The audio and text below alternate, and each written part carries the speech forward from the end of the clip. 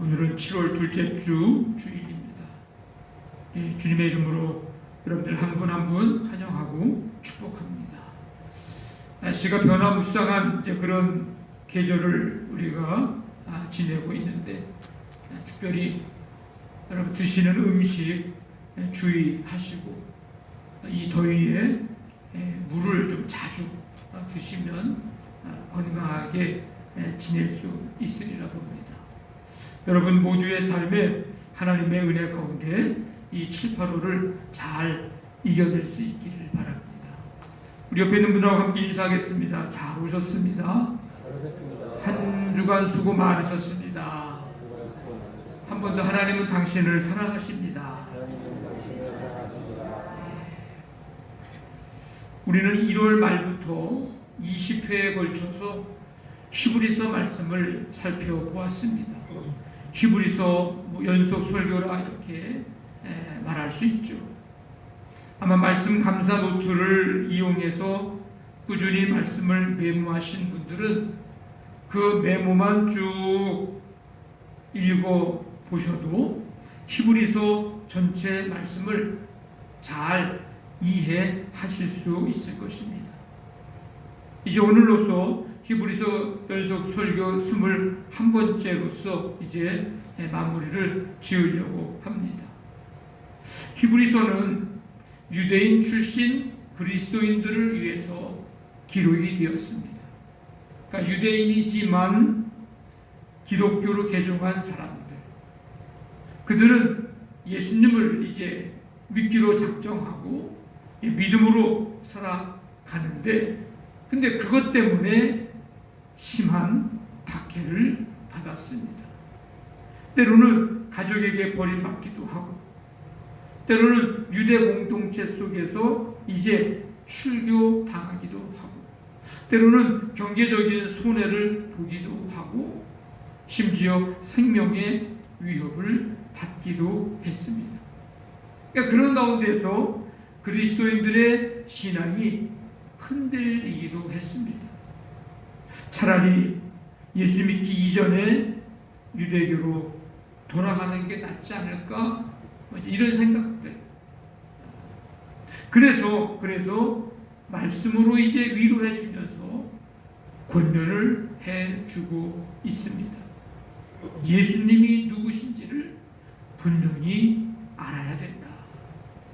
천사보다, 모세보다, 아론보다 뛰어나고 우월하신 분이 예수님이시다. 다 이 사람들은 다 구약의 사람, 구약 그 유대교 사람들이 거의 숭배하다시피 하는 인물들이고 존재거든요. 근데 예수님은 그들과 비교할 수 없으신 뛰어나고 우월하신 분이시다. 단번에 제사를 드림으로, 자신을 드림으로 영원한 속죄를 이루신 참된 대제사장이시다. 예수님을 분명히 알고 믿고 흔들리지 말아라. 표류신앙 되지 말아라. 우리가 믿는 도리의 사도시고 대제사장이신 예수님을 깊이 생각하라. 처음에 예수 믿을 때 그 확신한 것, 그거 끝까지 견고히 붙들어야 된다. 때를 따라 돕는 은혜를 얻기 위해서 은혜의 보좌 앞에 담대히 나아가야 된다. 구약시대에는 휘장이 가로막혀 있어서 나아갈 수 없었지만 예수님이 십자가에서 죽으심으로 휘장이 갈라졌다. 우리는 다 하나님 앞에 담대히 나아갈 수 있다. 확실한 약속, 말씀을 이제 소망의 닷 삼으라. 우리에게는 예수님 한 분이면 충분하다. 예수님이 우리가 하나님 앞에 나아갈 수 있는 길을 뚫어 놓으셨으니 우리는 참 마음과 온전한 믿음으로 하나님께 나아가기만 하면 된다. 이 믿음의 행진 대열에 합류해서 믿음의 주요 온전하게 하시는 예수 그리스도 바라보면서 우리도 달려가자. 그게 히브리서 11장에 믿음으로 산 사람들의 이름을 쭉 이야기하면서 했던 말씀입니다. 믿음의 경주자는 화평함과 거룩함을 추구해야 된다. 이게 1장부터 12장까지 쭉 계속해서 말씀해 주고 있던 내용들입니다. 히브리서 저자는 당시의 그리스도인들이 살면서 하나님이 기뻐하시는 것을 행하기를 원했고 하나님을 기쁘시게 드리는 삶이 되기를 원했습니다. 세 가지입니다. 입술의 열매를 맺는 삶. 두 번째는 선을 행하는 삶. 하나님이 기뻐하시는 제사. 세 번째는 서로 나누어 주는 삶이다. 이것이 하나님이 기뻐하시는 제사다. 이 세 가지를 이야기해 주고 있습니다. 지금 이 7, 8월을 우리가 지내고 있는데 이 지금의 계절은 논에 심은 모가 자라는 시기입니다. 7, 8월에는 왕성하게 자라고 이삭을 내고 알곡을 맺기 시작하는 시기입니다. 그래서 이 시기는 관리가 굉장히 중요합니다. 잡초가 벼의 그 양분을 빼앗아서 가지 않도록 제거해주고 김을 맺다고 얘기도 하죠. 물관리도 잘해야 되고 해충과 병을 예방하기 위해서 방제도 실시하고. 이게 왜 중요하냐? 가을에 수확량을 좌우하기 때문입니다. 밭농사도 마찬가지입니다. 지금 김을 맺어야 되고 웃거름을 주기도 하고 지주도 세워주기도 하고 병충해를 방지하기도 하고 여름 작물은 수확하는 것도 있습니다. 감자, 옥수수, 오이, 참외, 수박. 근데 여러분, 농부의 기쁨은 과연 무엇일까? 농부의 기쁨은 어디에 있을까? 그냥 논과 밭에 그냥 씨를 벼를 심어 놓은 것 그 자체, 그게 기쁨일까? 나는 논에 못 심었어. 밭에 씨를 뿌렸어. 끝. 그게 기쁨일까? 심어놓고 잘 자라도록 돌보고 좋은 열매들을 맺기를 기다리고 그래서 마침내 기대했던 벼에 밭에 심은 것에 과일나무에 합당한 열매를 맺는 것, 그 열매를 거두는 것, 거기에 농부의 진정한 기쁨이 있습니다. 유대인들에게 신앙은 곧 제사라고 말할 수 있는데 가장 기본적인 제사가 번제, 소제, 화목제, 속죄제, 속건제, 레위기에 나오는 5대 제사입니다. 이 제사는 하나님 앞에 나아가는 길이고 하나님을 만나는 길입니다. 그리고 이때 짐승을 잡아서 드렸고 곡식을 드렸습니다. 지금 히브리서 당시의 이 그리스도인들은 누구냐? 말씀드린 대로 유대교에서 기독교로 개종한 사람들이에요. 유대교에 있을 때는 짐승을 잡아서 제사 드렸던 사람들입니다. 근데 이제 그럴 필요가 없게 됐습니다. 예수님이 십자가에서 희생 제물, 화목 제물이 되셨기 때문입니다. 그래서 권면하는 것은 제사가 없었다고 생각하지 말고 제사를 드리기는 드리지만 이제는 예수님께서 단번에 완전한 제사를 드렸기 때문에 이제는 너희는 하나님이 기뻐하시는 열매, 하나님을 기쁘시게 드리는 제사를 드려야 된다. 농부의 기쁨이 씨를 뿌리고 오랜 기다림 끝에 잘 돌본 다음에 큰 기쁨의 수확을 거둬 열매를 거두는 것이 농부의 기쁨인 것처럼 이제 하나님이 기뻐하시는 그 열매가 있는데 하나님을 기쁘시게 되는 제사가 있는데 이제는 그 열매를 맺어야 되고 우리는 그 제사를 드려야 된다. 그 제사가 어떤 제사인가? 짐승을 잡아 드리는 제사가 아니고 나 자신을 드리는 희생 제사. 그것을 15절 16절에서 그렇게 세 가지로 우리가 이 말씀 읽은 대로 세 가지를 이야기하고 있는 겁니다. 그러므로 우리는 예수를 믿음으로 항상 찬송의 제사를 하나님께 드리자. 이는 그 이름을 증언하는 입술의 열매니라. 오직 선을 행함과 서로 나누어지기를 잊지 말라. 하나님은 이 같은 제사를 기뻐하시느니라. 하나님이 기뻐하시는 삶, 그 제사는 무엇인가? 이걸 다르게 표현하면 교회 안에서만 하는 것이 아니라 교회 밖에서 해야 할 일이 있다는 겁니다. 교회 안에서만 행했던 삶이 이제는 그것들을 이제 삶으로 다 옮겨져야 한다. 삶 속에서도 그와 같은 삶을 살아야 한다. 그게 하나님이 기뻐하시는 열매요, 하나님이 기뻐 받으시는 제사라고 가르쳐주고 있습니다. 그래서 오늘은 그 세 가지 말씀을 이제 드리려고 합니다. 첫째가 예수의 입술의 열매 맺는 삶입니다. 입술의 열매 맺는 삶. 이거는 항상 드려야 하는 찬송의 제사. 당시 유대인들은 눈에 보이는 짐승을 자신의 죄를 대신해서 죽여서 제단에 바치는 제사를 드렸지만, 그리스도인들은 예수 이름을 증언하는 입술의 열매, 즉 하나님이 행하신 일들을 찬양하고 고백하는 예배를 드리는 겁니다. 그러니까 기쁠 때만이 아니라 지금 성도들이 믿음으로 살아가면서 박해를 받고 고난 속에서 지금 살아가고 있는데, 그런 가운데서도 변함없이 주님을 신뢰하고 예수 이름을 시인하는 것이, 이게 진짜 제사요, 진짜 희생이요, 하나님이 기뻐 받으시는 열매요, 제사라는 것을 가르쳐줍니다. 여러분, 하나님은 우리의 삶 속에서 입술의 열매 맺기를 원하고 계십니다. 그 당시에 그리스도인들에게뿐만 아니라 오늘 이 시대의 우리에게, 이건 단순히 찬양을 많이 부르는 것만을 의미하지 않습니다. 하나님을 향한 믿음이 우리의 입술을 통해 열매 맺는 삶 전체를 말합니다.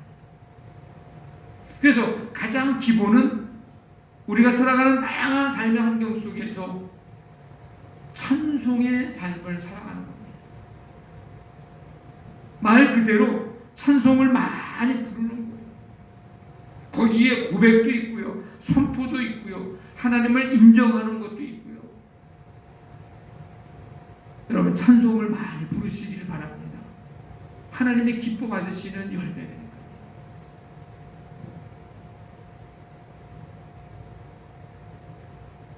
뿐만 아니라 예수님 믿는 것을, 예수님의 이름을 부끄러워하지 않는 삶을 말하는 겁니다. 예수 믿는 것을 창피해하지 않는 거예요. 삶의 모든 상황과 일 가운데서 숨기지 않고 예수님을 인정하는 것을 말합니다. 뭐라고? 나는 예수님 믿는 사람입니다. 나는 지금 이런 일들을 위해서 하나님 앞에 기도하고 있습니다. 하나님의 은혜입니다. 하나님께서 좋은 길로 인도해 주실 것입니다. 나는 하나님을 믿는 사람이기 때문에 이런 거 하지 않습니다 라고 말할 수 있어야 된다는 거예요. 하나님이 우리의 삶 속에서 교회 안에서뿐만 아니라 교회 밖에서도 그런 삶을, 그런 열매를 맺기를 원하고 계십니다. 감사 말이 습관이 되어 있는 삶입니다. 입술의 열매가 하나님을 향한 믿음이 입술을 통해서 맺게 되는 열매라고 할 때에, 감사 말은 하나님을 향한 믿음의 가장 좋은 표현입니다. 환경이나 상황이나 문제보다도 먼저 하나님을 바라보는 삶의 증거가 바로 감사 말의 표현이에요. 내가 어떤 환경 상황 속에서도, 문제 속에서도 나는 하나님을 바라보는 삶을 살아가고 있습니다라고 하는 증거가 뭐냐? 내 속에서 그런 가운데서도 감사 말이 나오느냐는 거예요. 표현하느냐는 거예요. 그래서 감사 말은 우리 마음속에 피어있는 말꽃입니다. 말꽃. 마음꽃이라고도 얘기합니다. 말꽃. 아나운서 김재원 씨가 쓴 책 제목이 말꽃이거든요. 말에도 꽃이 있다는 거예요. 말 잘하면요, 그 말 듣는 사람의 마음속에 꽃을 피울 수 있다는 거예요. 감사 말이 바로 그렇습니다. 감사 말이 습관이 돼서 우리 삶 속에서 말꽃을 많이 피웠으면 좋겠습니다. 하나님이 기뻐하시는 입술의 열매입니다. 이게 진짜 우리의 삶 속에서, 교회 바깥에서 살아가는 삶 속에서도 하나님이 기뻐하시는 진짜 희생 제사입니다. 비난보다는 격려의 말, 저주보다는 축복의 말, 불평보다는 하나님의 약속을 믿고 믿음을 말하는 삶. 이게 입술의 열매입니다. 그러니까 믿음의 말은 지금 나의 현실을 부정하는 말이 아니고 하나님을 신뢰하는 고백입니다. 한번 따라해 볼까요? 하나님께서 함께 하실 것입니다. 하나님께서 길을 열어주실 것입니다. 하나님께서 가장 선하게 인도해 주실 것입니다. 아멘. 이거는 우리의 현실을 부정하는 말이 아니라 하나님을 신뢰하는 고백인 거예요. 우리의 삶 속에서 입술의 열매를 맺기를 원하고 바라고 계십니다. 우리 한번 다시 한번 제가 말씀드린 거 한번 같이 한번 읽어보도록 하겠습니다. 자, 우리 1, 2, 3, 4번 다 같이 읽어봅니다. 시작. 다양한 삶의 환경 속에서 찬송을 많이 부르는 삶, 예수 믿는 것, 예수 이름을 부끄러워하지 않는 삶, 감사말이 습관이 되어 있는 삶, 하나님의 약속을 믿고 믿음을 말하는 삶. 이 입술의 열매 여러분 맺게 되기를 간절히 바랍니다. 이게 우리가 교회 안에서만이 아닌 우리의 삶의 현장인 교회 밖에서도 하나님이 기뻐하시는 삶. 교회 밖에서도 우리가 잘 살아야 합니다. 교회 안에서만 잘 지내고 잘 사는 게 아니고 교회 밖에서도 우리는 잘 살아야 됩니다. 이 열매 맺으면서. 두 번째는 선을 행하는 삶입니다. 로마서 15장에 보면 우리 각 사람이 이웃을 기쁘시게 하되 선을 이루고 덕을 세우도록 할지니라. 이웃을 기쁘게 하는 일이 선한 일인데 그 일을 하라는 거예요. 교회 밖에서 하나님께 드리는 예배요, 하나님이 기뻐하시는 예배라는 것입니다. 뭐가? 이웃을 기쁘게 하는 일이. 이 선을 행한다고 하는 것은 다른 사람에게 유익을 주는 행동, 실제적인 도움을 베푸는 삶, 이웃을 기쁘게 하는 일, 이게 선을 행함입니다.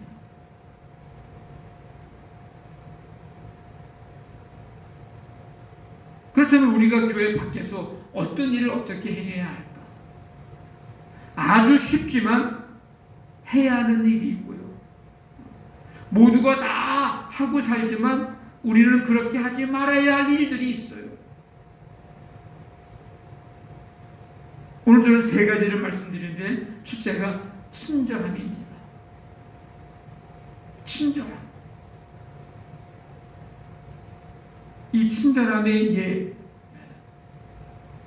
한번 같이 볼까요? 친절함의 예가. 친절함. 거기는 안 써있네. 친절함.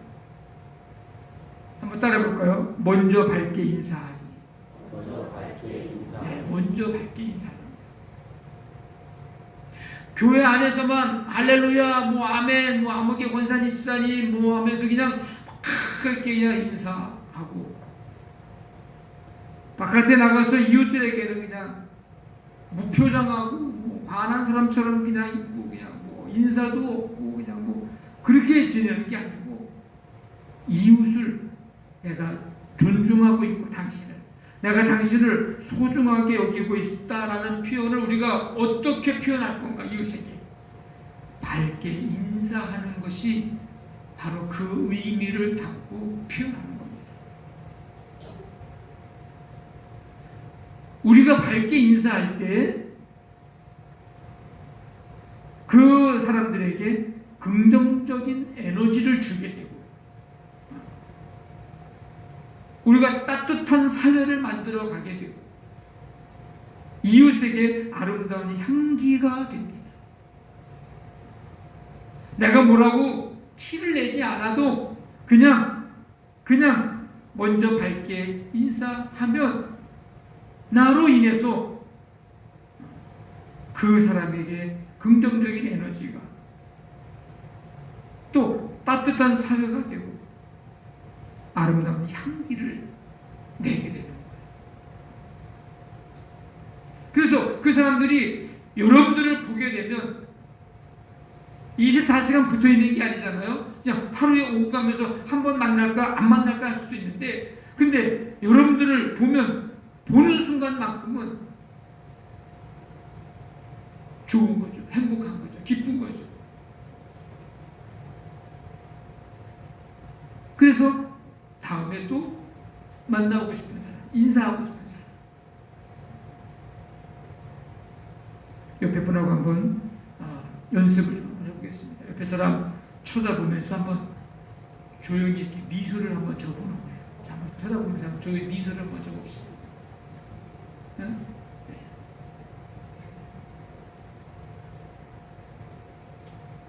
우리가 이거를 잘 할 필요가 있어요. 친절합니다. 친절해야 돼요. 두 번째는 정직함이에요. 정직함. 약속을 잘 지키십시오.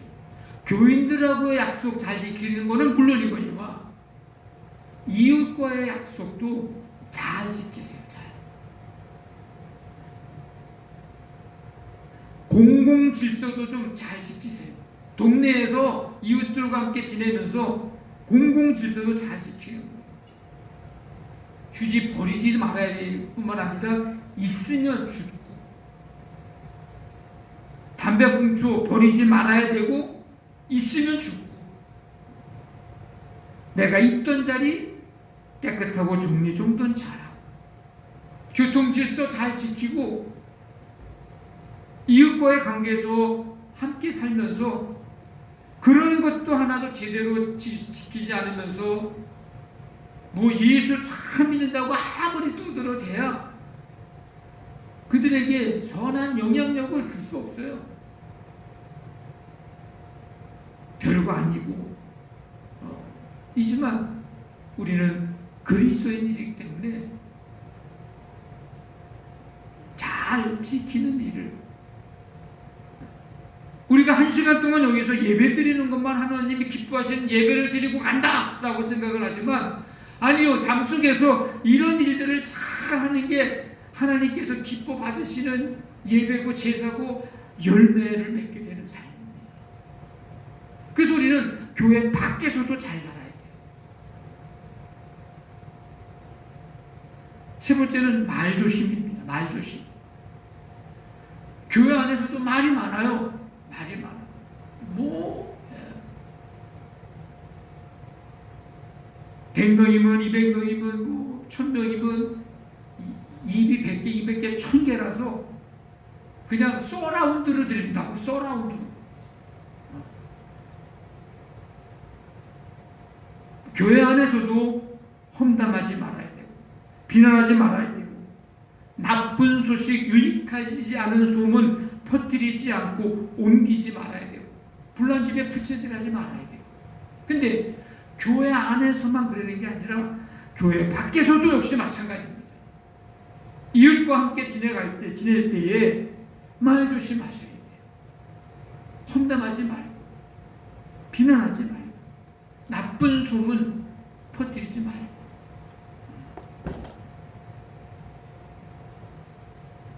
불난 집에 부채질하지 말. 그게 하나님의 기뻐 받으시는 열매요, 제사요.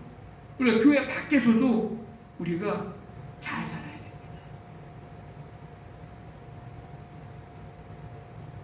뭐 이외에도 많죠.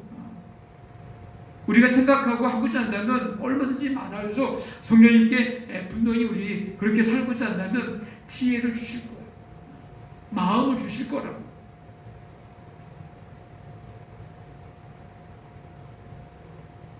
선을 행하는 것. 그러니까 믿는 사람들끼리도 잘해야 되지만, 교회 안에서도 잘해야 되지만, 교회 밖에서도 잘 살아야 됩니다. 잘 살아야 됩니다. 세 번째로 서로 나누어주는 삶입니다. 오늘 말씀에 뭐라고 되어 있어요? 서로 나누어주기를 잊지 말라. 하나님은 이 같은 제사를 기뻐하시느니라. 초대교회는요, 박해 때문에 가난해진 사람들이 있었어요. 신앙 때문에요, 감옥에 갇혀 있는 사람들도 있었어요. 지금이야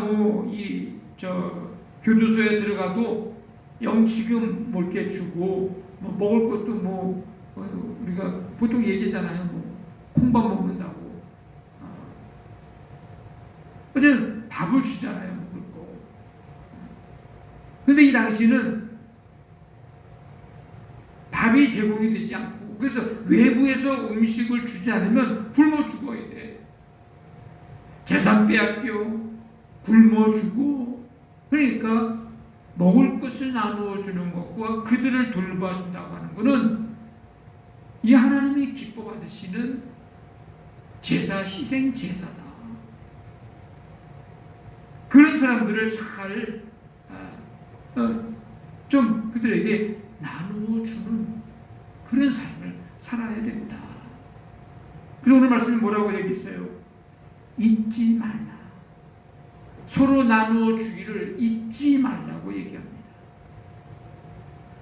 무엇보다도 우리가 서로 사랑을 나누어 주기를 잊지 말아야 됩니다. 사랑은요, 생각과 관계가 있습니다. 생각이 사랑을 낳고, 사랑은 다시 생각을 행동으로 옮기게 합니다. 그래서 사랑한다고 하는 것은 어떤 대상을, 그 무엇을 생각한다는 거예요. 여러분, 사랑한다고 그럴 때 그게 뭐라는 거예요? 생각한다는 거거든요. 생각하는 그 대상을 내 마음에 두고 있다는 거예요. 부모와 자녀와의 관계가 그렇고, 부부와의 관계가 그렇고, 목회자와 성도와의 관계가 그렇습니다. 사랑한다라고 할 때 생각을 하게 되고요, 마음에 두게 돼 있어요. 그래서 사랑하면 생각하게 되는데, 생각은 그 사랑을 구체화하게 됩니다. 무엇이 필요할까? 저 사람에게 어떻게 도와줄까? 저 사람에게 어떤 말이 힘이 될까? 무엇을 위해 기도할까? 사랑하면 생각을 하게 된다고. 그 생각을 구체화하게 된다고요. 그래서 그 일을 그에게 해주고 싶어하는 마음이 들어요. 그게 사랑하는 거예요. 그래서 생각은 사랑의 설계도라고 말할 수 있는 겁니다.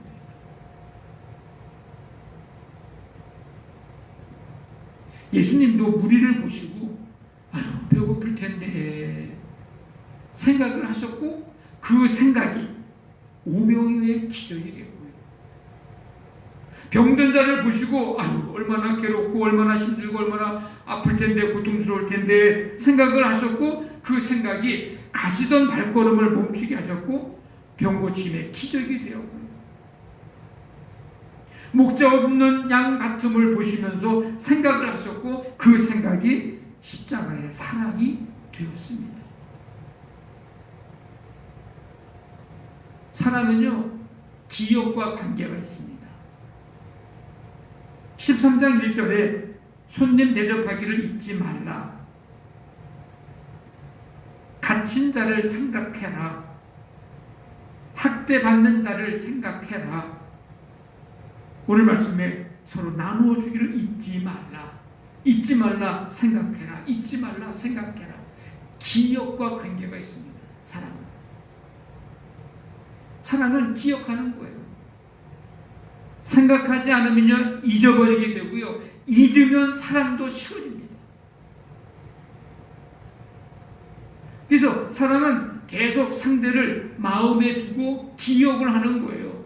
그래서 구약 성경 신명기서에 보면 모세가 이제 이스라엘 백성들이 가나안 땅에 들어가기 직전에 백성들에게 한 설교 세 편이 신명기인데 그들에게 뭐라고 얘기냐면 너희들 가나안 땅에 들어가면 잊지 말아라, 기억해라, 이거를 강조해서 말씀하고 있습니다. 뭐를? 하나님이 애굽에서 종되었던 너희를 인도해낸 거 가나안 땅에 들어가서 그거 기억하면서 살아야 된다. 하나님과의 언약 잊지 말고 기억하면서 살아야 된다. 약속의 땅 가나안 땅에 들어가서도 하나님을 잊어버리지 않도록 해야 된다. 거기서 농사 짓고 포도를 열매를 거두고 풍성한 수확을 거둘 때에 하나님께서 너희들에게 그 재물 얻을 능력 주셨다는 것을 잊지 말고 기억해야 된다. 계속해서 신명기서를 그 이야기를 해주고 있어요. 그게 뭐예요? 하나님을 사랑하는 겁니다. 사랑은 기억하는 것과 관계가 있습니다. 우리가 교회 공동체 안에서 뿐만 아니라 교회 밖에서 이웃과의 관계 속에서 나누어야 할 사랑은 어떤 사랑일까? 제가 이름을 이렇게 좀 붙여봤어요. 관심사랑, 관심사랑. 이게 뭐예요? 먼저 다가가서 관심을 보이는 거예요. 관심사랑. 먼저 다가가는 겁니다. 아까 그 밝게 인사하는 것도요, 먼저 다가가는 거예요. 그리고 시간 사랑입니다. 사랑은요, 시간을 내어줍니다.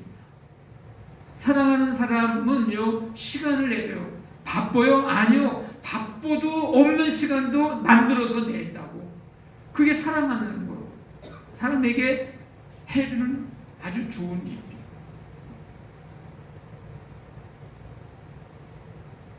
귀사랑입니다. 귀사랑. 말을 끝까지 들어주는 거예요. 사람들은요, 말을 잘 안 들어줍니다. 말을 잘 안 들어줘요. 자기 하고 싶은 말만 하고요, 끝이에요. 더더군다나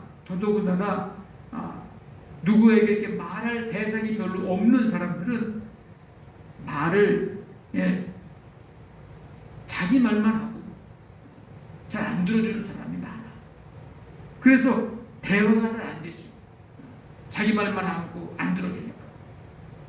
근데 귀사랑을 해줘야 돼요. 말을 끝까지 들어주는 거예요. 그래서 충고보다는 공감을 먼저 해주는 게 중요합니다.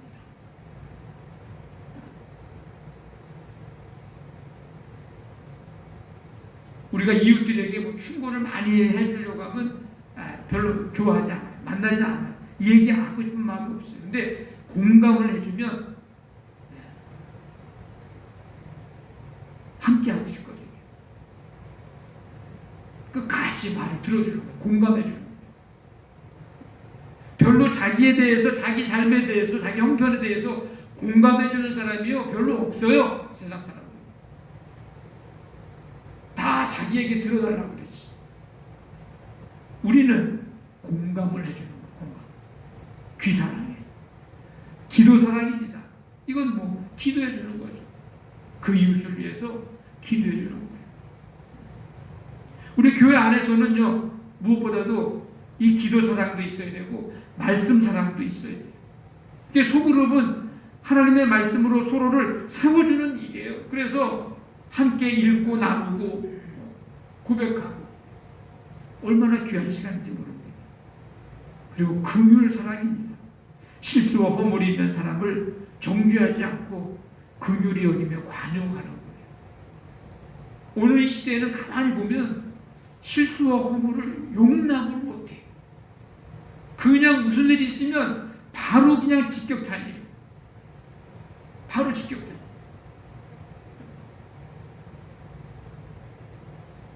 근데 우리 그리스도인들에게 필요한 거는 금융이에요. 금융. 조금 다르게 얘기하면 은혜를 베풀 줄 모르는 거예요. 은혜. 그만큼 세상과 사회가 각박하다는 게 그거예요. 관용을 못해. 은혜가 없어요. 은혜. 근데 우리가 교회 안에서만 은혜를 베풀고 교회 안에서만 긍휼히 여기고 교회 안에서만 관용하고 그게 아니고 교회 밖에서도 우리는 긍휼히 여기며 관용하는 삶을 살아가야 합니다. 이 하나님이 기뻐하시는 열매고 제사예요. 이렇게 사랑을 주는, 나누어주는 삶, 이게 얼마나 중요한 일이 되느냐면요, 누군가로 하여금 나도 사랑받는 존재로구나 라는 것을 느낄 수 있도록 해주기 때문에 이게 중요한 거예요. 사람은요, 너나 할 것 없이요, 다 사랑받고 싶은 존재, 사랑받고 싶다고 생각하고 살아요. 제가 요즘 느끼는 거지만 신앙생활 50년 한 사람이나 신앙생활 1년 한 사람이나 똑같아. 뭐가? 다 목사님께 사랑받고 싶어해요. 저 같으면 50년 신앙생활 한 사람이면 아유 목사님 우리 신경 쓰지 마세요. 우리는 걱정하지 마세요. 저 신앙생활 얼마 하지 않은 분들 위해서 더 기도해 주시고 더 신경 써주세요. 나는 그런 걸 기대하는데 교인들은 목사님 우리도 똑같이 신경 써주세요. 똑같이 사랑해 주세요. 왜 저 사람만 사랑해 줍니까? 그런 생각을 하고 있는 거예요. 그래서 모두를 다 해주려니까 보통 이게 힘든 게 아니에요.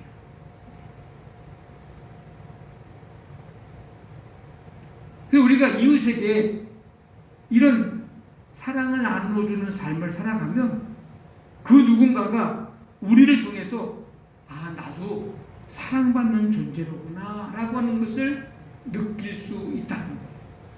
이게 엄청난 일을 하는 겁니다. 엄청난 일을 하는 거예요.